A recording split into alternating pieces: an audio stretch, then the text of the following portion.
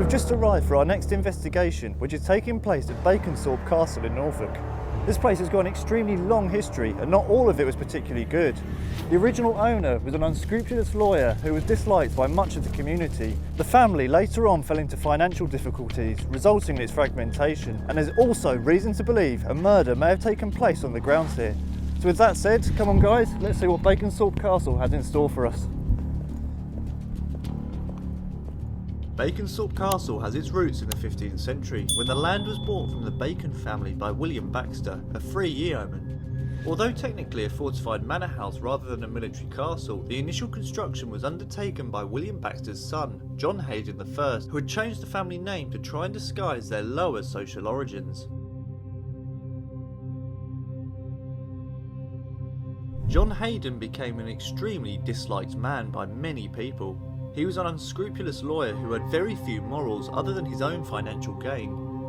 During the War of the Roses, he often switched sides to suit his own political needs and was described by his contemporaries as shifty, ruthless and grasping.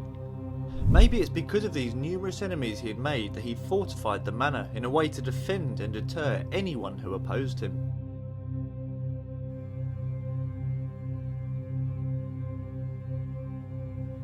There have been a number of ghostly apparitions sighted around the castle over the years, and I can't help but wonder if the identity of one of them could be John Hayden himself.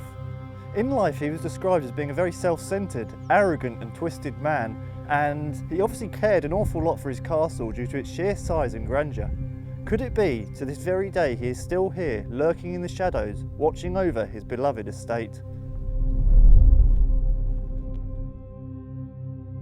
Although the Hayden family made their initial wealth through the legal profession, it was in the late 1400s that Sir Henry Hayden married into London money and became a very profitable sheep farmer. His son and heir John Hayden II even converting some of the castle into a wool processing factory, which proved to be very successful, selling textiles across Britain and the Netherlands, bringing in a huge amount of money.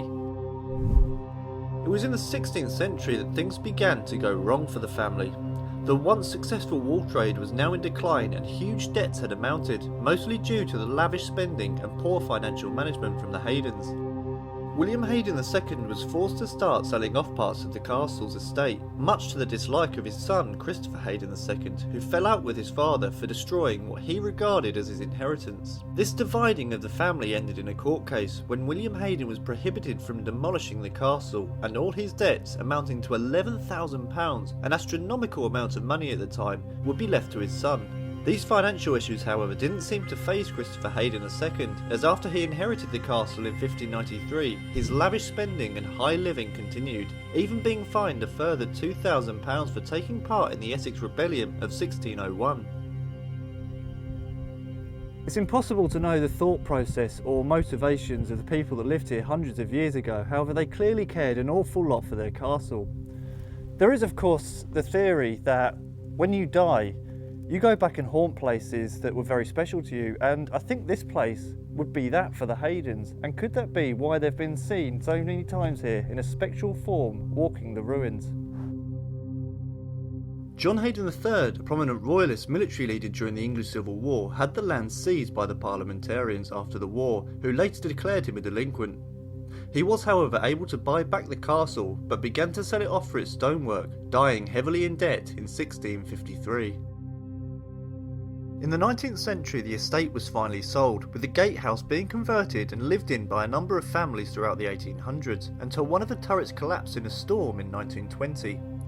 After being cleared of ivy in the 1940s, the site was opened up to the public and is today a popular place for visitors.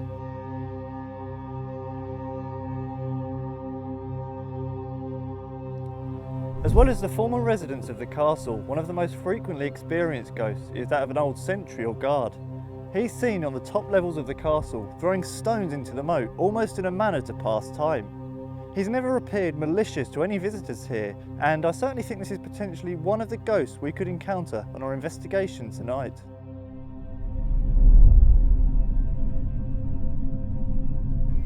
Over the last few years, a number of paranormal investigations have been performed at the castle, which may have revealed a previously unknown detail about the site's history.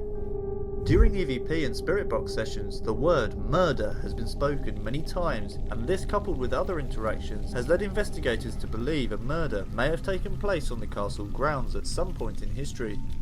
With the numerous enemies that the Haydens made, combined with their family quarrelling, it doesn't seem implausible that one of them may have done away with a rival at some point to better themselves. It will certainly be interesting to see if our investigations also yield any results that point towards a murder.